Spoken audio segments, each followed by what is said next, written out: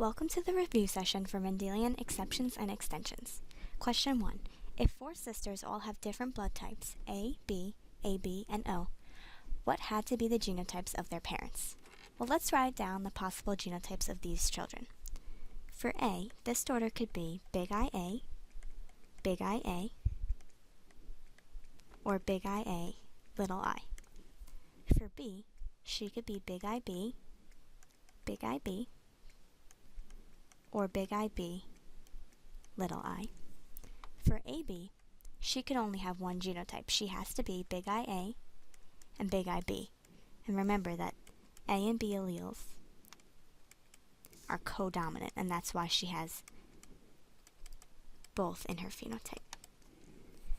Now for O, this daughter has to be little I, and that's because the little I is recessive to both big IA and big IB. Okay, now if you take a look, it's actually these two daughters that are going to tell us what the parental genotypes are. For the AB daughter, she had to get big IA from one parent and big IB from the other parent. So one parent has big IA and the other has big IB. To be O, she had to get this little I allele, one from one parent and the other from the other parent. So they both have a little I. So now we know the genotypes of the parents. Remember, even though there are multiple alleles for this gene, every individual can only have two alleles for the gene. So this one parent is big IA, little I, which means they're type A. And the other parent is big IB, little I, which means they're type B. And if you want to scroll back to the top, that means that the A and B daughters had to have been big IA, little I, and big IB, little I, because the other parent doesn't hold these big I alleles. So, to answer the question, the parents are big IAI and big IBI. Question 2. Emily is blood type A and marries Kevin, who is blood type B. If one parent of each individual had the O blood type, what is the probability that a child born to Emily and Kevin would have blood type B? So let's first look at their genotypes. Emily's blood type A, so we know she has to have at least one big IA. And we're told that one of her parents had O blood type, which means that the only allele they could give to Emily was little I. So this is Emily.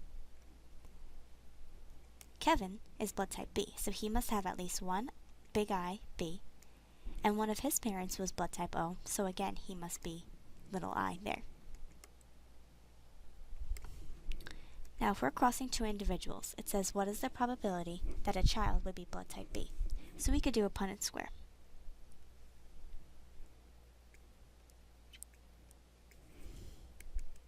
Big IA, little I, big IB, little I.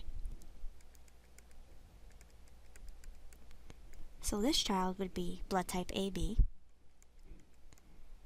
this child would be blood type B, this child would be blood type A, and this child would be blood type O. So the probability of blood type B is just 1/4, and it's this offspring here.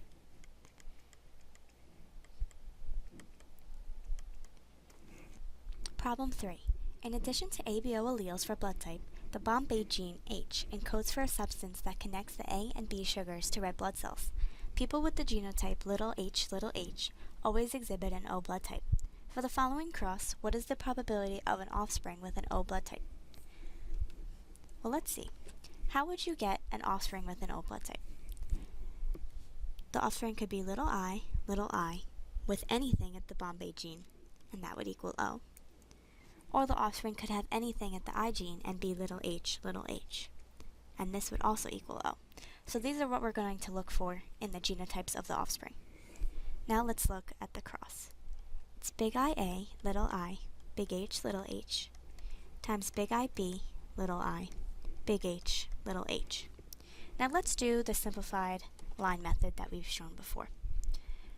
So when you're crossing big IA, little I, times big IB, little I, you have a 1-to-1-to-1-to-1 chance of all four blood types.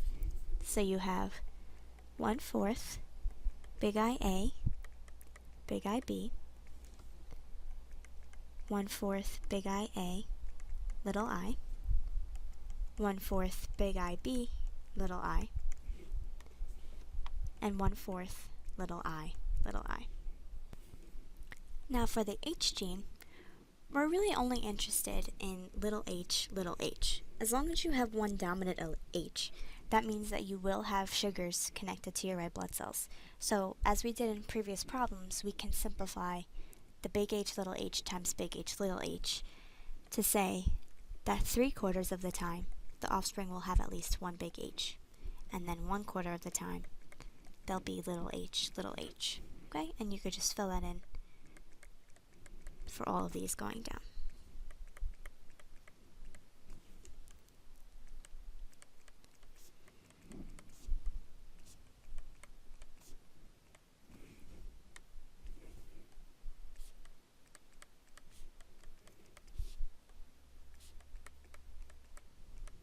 Okay, now let's multiply across and see the genotypes. So let me just move this out of the way. Oops. So let me just move this out of the way.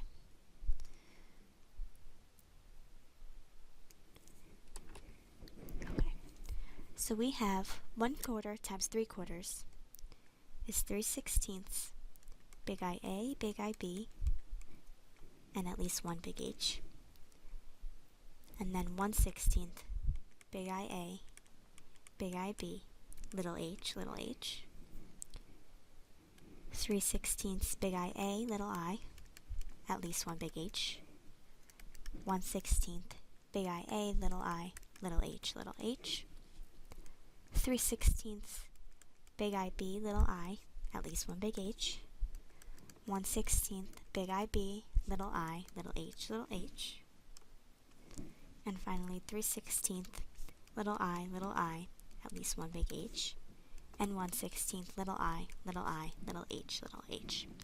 So now we're going to go through and see which one of these have blood type O. So what did we say before? Blood type O, you can be that by being little I, little I. So therefore, both of these individuals are going to be blood type O. And you can also be blood type O by being homozygous recessive at this Bombay gene. So that would be here, here, and here.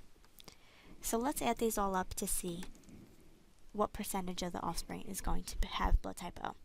So you have 1/16 plus 1/16 plus 1/16 plus 1/16 plus 3/16. And that equals a total of 7/16. And that is the proportion of the offspring that will have blood type O.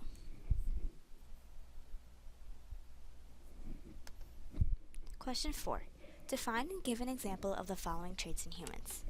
So sex-linked is when the gene is located on a sex chromosome.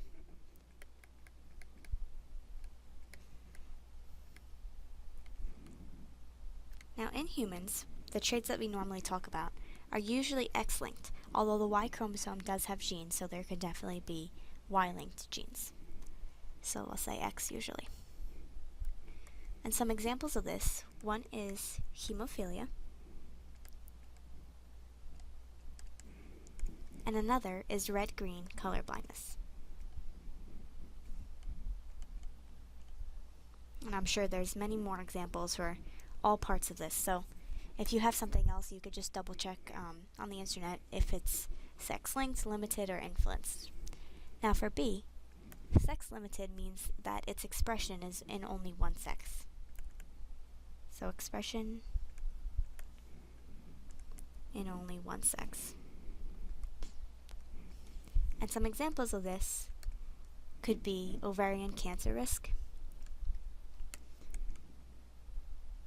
and that's because only females have ovaries.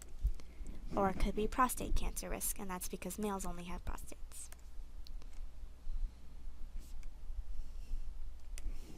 Now for C, sex influenced is when the location of the gene is irrelevant. However, the expression varies between the two genders, male and females. So expression varies between male and female.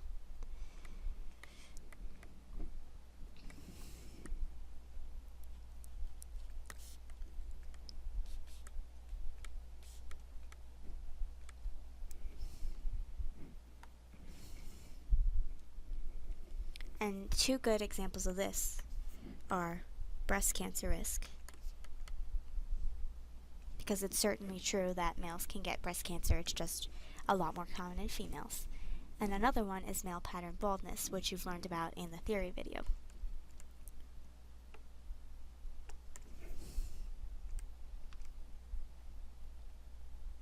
And that's where, in order for males to exhibit pattern baldness, they have to only be a heterozygote, but when to females have it, they have to be homozygous for this trait. So these are the difference between these three things. I think they're very easy to get confused, so if you want to just keep these definitions in mind, it could definitely help on a test. Hi. Question 5. A study of midgetism in humans collected information from many families where both parents are heterozygotes for the midget gene. In every family, the grandparents were one midget and one person of normal height. You observe a ratio of 2 affected to 1 unaffected offspring. What does this data suggest? Well, first of all, before anyone asks, the term midget or midgetism may or may not be politically correct, but it is the technical term for certain forms of genetic dwarfism, so we're going to go with it here. Right off the bat, if you see a 2-to-1 ratio, almost always what's going to be represented? It's something to do with lethality or a lethal allele. If you're following along with the theory videos, we saw something like this in coat color in mice with the yellow gene. That's usually the example that's given. So that sort of catches your eye. It may or may not be true, of course, but if it was true, let's just look at what the lethality situation is. It generally means that if you cross 2 heterozygotes, and you would normally predict, of course, that you would get a 3-to-1 ratio of whatever trait is big M, which in this case would be midgetism. And why do I say that? Because 2 affected means 2 people exhibiting midgetism and 1 that are of normal height. So as you see in the cross here, you would really normally expect a 3-to-1 ratio if things were going normal, but so that implies that big M equals midgetism, little m equals normal height,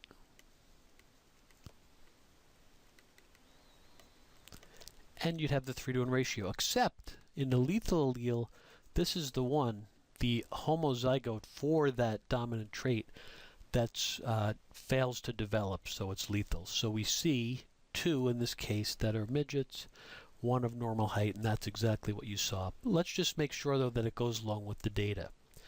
So what they said is both parents are heterozygous for the midget gene. Isn't that the cross that we just did? So if both parents are heterozygous, they didn't necessarily say it, but that implies also that both parents do exhibit midgetism, and that, we'll talk about the grandparents in a minute, you observe a 2-to-1 ratio. So that's totally consistent with 2 things. The fact that the midgetism allele is dominant, and that it's also homozygous lethal. If we want to just make sure the situation with the grandparents is okay, let's draw a little family tree over here, a pedigree analysis. The parents were both heterozygous, right? And we know that in their offspring, we saw some individuals, doesn't matter if they're boys or girls here. Let's just say there was a 2-to-1 ratio. 2 people affected with midgetism, which are also heterozygotes. 1 person who's not, and that's the 2-to-1 ratio, even though it wouldn't have to be exactly like that, right? Now the grandparents, they're saying in both of these cases, since both the cases are the same, we only really have to look at one of them, the grandparents were 1 midget and 1 normal height person.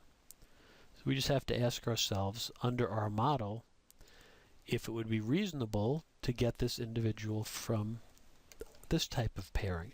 Well, if you do the Punnett square for this one, it's a 1-to-1 ratio of midgets to normal height, but it doesn't matter because here we're seeing the 1, right? So, you know, it didn't say in every, well, it's funny, it did say in every case the grandparents were one midget and one person of normal height. They wouldn't necessarily have to be, but since that's the data, it's certainly consistent with what we said, okay? So again, they asked what the data suggests, and what it suggests very strongly. You know, notice they don't say prove because that's a much stronger word, but it suggests strongly that this form of midgetism is dominant and that it's homozygous lethal. Should we write that? Dominant and homozygous lethal.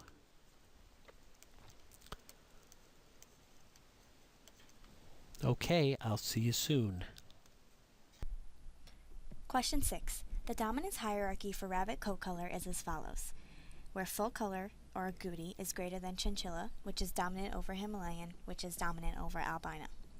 For A, a cross between a chinchilla rabbit, genotype c.ch, ch, and a Himalayan rabbit, genotype c.h, what is the predicted phenotypic ratio for the progeny? So let's fill out the Punnett square for this cross. You have a chinchilla rabbit, which is c.ch, ch, and a Himalayan, which is c.h, c.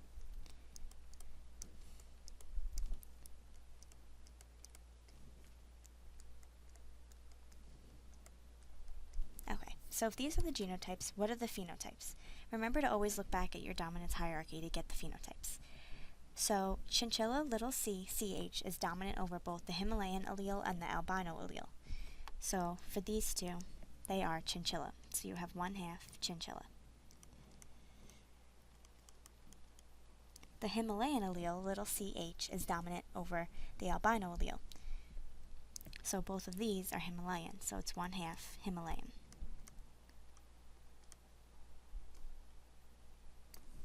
Okay. Now for part B, you have another cross between a chinchilla and a Himalayan rabbit, but the genotype of the chinchilla is a little bit different. So the chinchilla is c, ch, and then c. And the Himalayan is ch, c. So when you fill out this genotype, this Punnett square, you'll see that it's a little bit different from part A.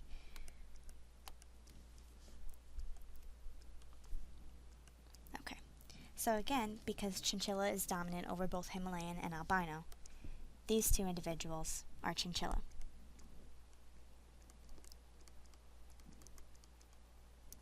Himalayan is again dominant over the albino allele, so you have 1/4 Himalayan. And finally, this last individual is c, homozygous for this allele means that you're albino, so you have 1/4 albino.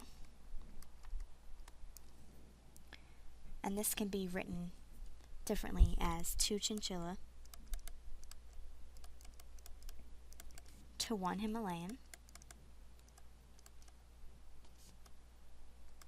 to 1 albino. Question 7. Pattern baldness is a sex-influenced trait in humans. Males heterozygous or homozygous for the dominant allele, big B, little b, or big B, exhibit baldness, where females only exhibit baldness when homozygous dominant, big B only.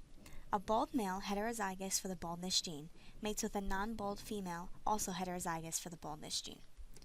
For A, what is the expected phenotypic ratio for each sex in the offspring generation?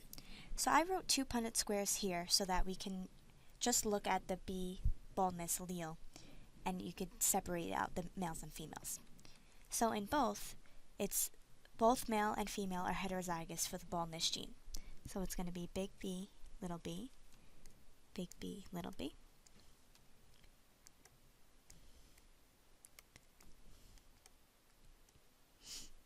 And as you can see, that's a simple monohybrid cross that we were doing in the first Mendelian chapter.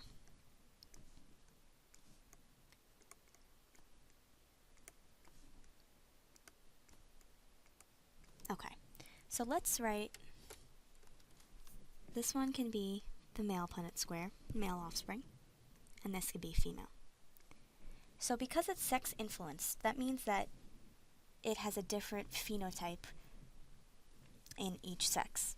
So for males, in order for a male to be bald, he only has to be heterozygous for the big B allele, or he could be homozygous for the big B allele. So if these are the males, which males in this offspring are bald?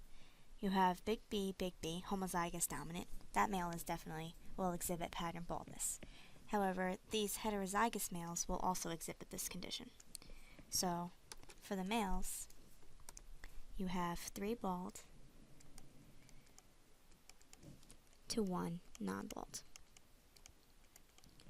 And remember that these are males.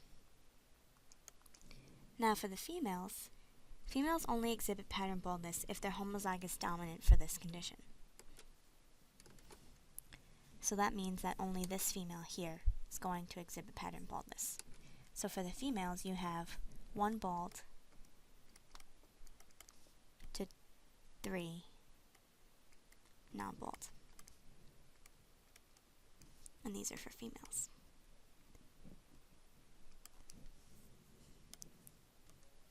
Okay, so these are the phenotypes. Now for part B, they're saying what are the expected offspring genotypes and in what ratios. So now we're going to have to look at both genes, both the gene for baldness and also the sex genes. So let's see. For B, let's write the parental cross again. Again, the father exhibits baldness but is heterozygous, so big B, little b, and because he's male, he's XY. Now the mother is heterozygous but does not exhibit pattern baldness. She's big B, little b, and she's female, so she's XX. So now let's do the simple line method to look at the genotypes for both.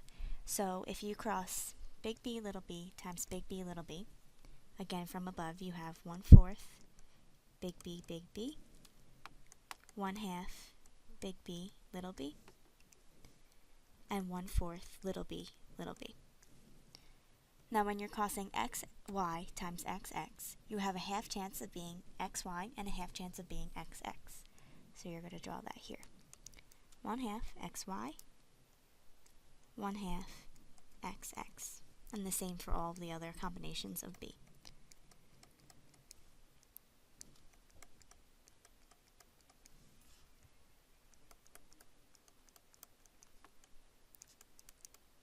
Okay, now to find the genotypes and their ratios, let's multiply across. So you have 1/4 times 1/2, and that's 1/8, big B, XY, and 1/8, big B, XX. Now you have 1/2 times 1/2, that's 1/4, big B, little b, XY, and 1/4, big B, little b, XX. Another 1/4 times 1/2 is 1/8, little b, XY, and 1/8, little b, XX. So these are the phenotypes, the genotypes and the ratios, which is what the problem asked for. But why don't we just look at phenotypes just to double check. So again, these are the genotypes. Now let's look at the phenotypes. If you're big B, XY, you're definitely male, and you definitely will exhibit this pattern baldness condition. So we'll say male and bald. If you're big B, and XX, you're female. And because you're homozygous dominant for this baldness allele, then you're going to be bald. Okay? For big B, little b, XY, you're male. And again, in male, heterozygotes do exhibit pattern baldness, so you would be bald. And big B, little b, XX, you would be female and non-bald, and that's because, again, this is a sex-limited trait. And so it's different, has different phenotypes in each sex. Okay? So to be little b, XY, you're definitely male, and you're non-bald, because you don't have any allele for the baldness trait. And 1/8 little b, XX, you're female, and you're non-bald. Okay, so if you want to add all these up, let me just write the numbers next to here. So 1/4 again is just like 2/8, so it'll be easier to add. Okay, so let's say male, female. For male bald, you have 1/8 plus 2/8, so that's 3/8 bald and 1/8 non-bald. And for females, you have 1/8 bald and then 2/8 plus 1/8 non-bald, so that's 3/8 non-bald. So that definitely corresponds with part A and shows that we did do it right. So it's 3-to-1 bald to non-bald in males and 1-to-3 bald to non-bald in females. So that answers the question on the sex influence trait in humans. Let's look at the true-false section. All of these problems have something to do with dominance relationships and or epistasis or something like that, since that's what this whole section is about. So let's check it out. Number 1, a person with blood type AB can donate blood to individuals with blood types A, B, or O. Well, this is obviously testing your understanding not of the, there's not a cross going on here, but just about understanding compatibility of transfusions between people with different blood types. AB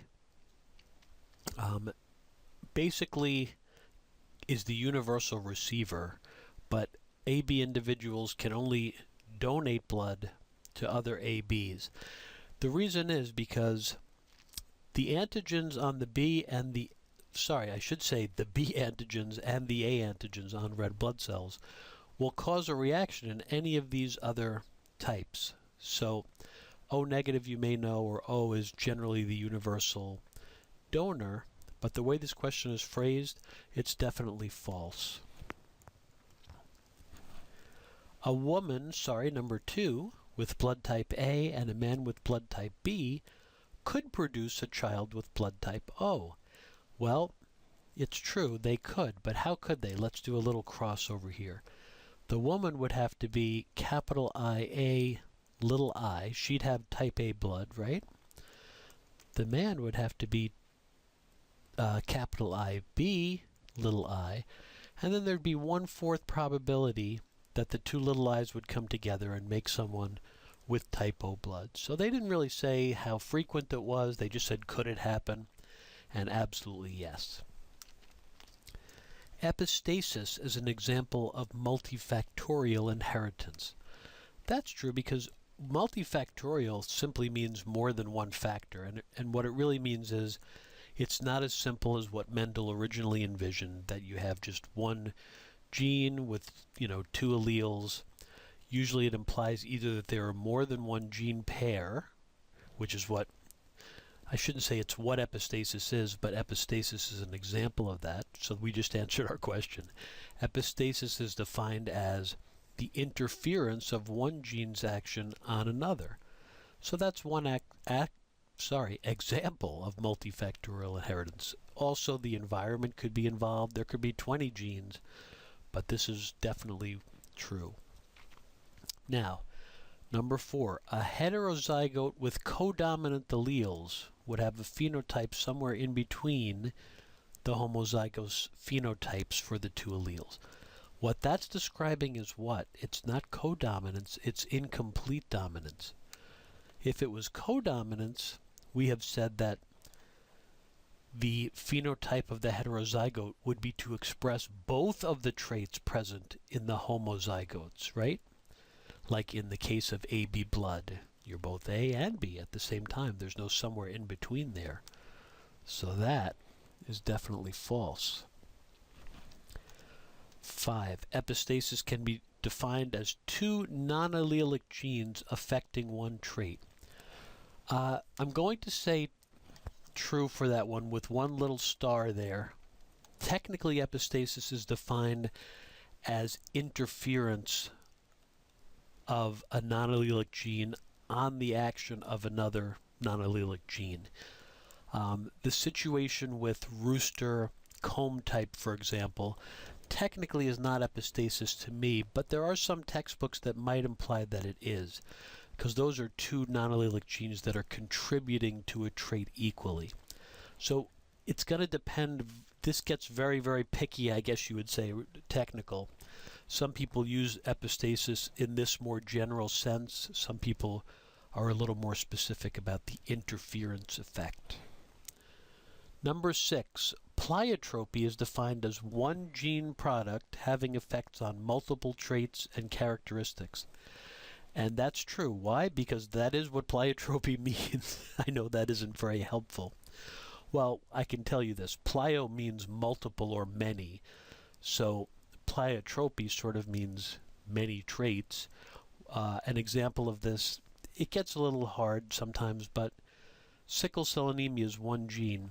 Now, the problem is in hemoglobin, but before they really understood this, they said, look at these individuals have all sorts of seemingly unrelated things wrong with them. So they said it was a pleiotropic trait. 7, the expressivity of a gene can depend on an individual's genotype, age, gender, and environment. That's definitely true. Expressivity means the degree to which you are exhibiting a trait that you genetically have. So the best example I can think of is Down syndrome, just as an example. There's definitely variable expressivity about this. Some people with Down syndrome are very low functioning and some are extremely high functioning. Now, why exactly that is, it's very often hard to say, but clearly all of these factors might play a role, right? We don't know. Certainly the environment is a very broad term. So expressivity is what it is. Why it happens cannot always be determined, but certainly these are the type of factors that we suggest are responsible, or at least contributory. Number 8, response mechanism of genes to sex hormones is not used to explain sex-limited inheritance. Now, sex-limited inheritance means certain traits only show up in one sex. So what would be the explanation for that? It's exactly what it says here. Sex hormones and your response to them. If there's testosterone around, the body responds in a certain way. It expresses certain genes that are different than if there's estrogen around. So the key here is if you just took the not out, response mechanism of genes to sex hormones is used to explain it, it would be true. Since they're saying it's not, it would be false. This can get, obviously, guys, true, false things, they're not the most difficult thing in the world. But when they start throwing nots or multiple nots or tell me which one is not true sometimes, you know what I'm saying. Just be careful. And lastly, overdominance occurs when heterozygotes have superior traits. Well, that's true, and again, it's not very helpful, but that's the definition of overdominance. So sometimes this phenomenon is referred to as heterozygote superiority or hybrid vigor, you may have heard. But a great example is with the sickle cell anemia gene. It's recessive, but heterozygotes are better off evolutionarily than either of the homozygotes. Certainly if you have sickle cell anemia, that's not great. But it turns out that individuals that are big S have a susceptibility to malaria that these individuals don't have. So heterozygotes survive the best. And that's what, it is true, but that's what overdominance is, hybrid vigor, heterozygote superiority, and there's probably even another trait for that I can't think, another term for that I can't think of. All right, guys, great job so far. We'll see you again real soon.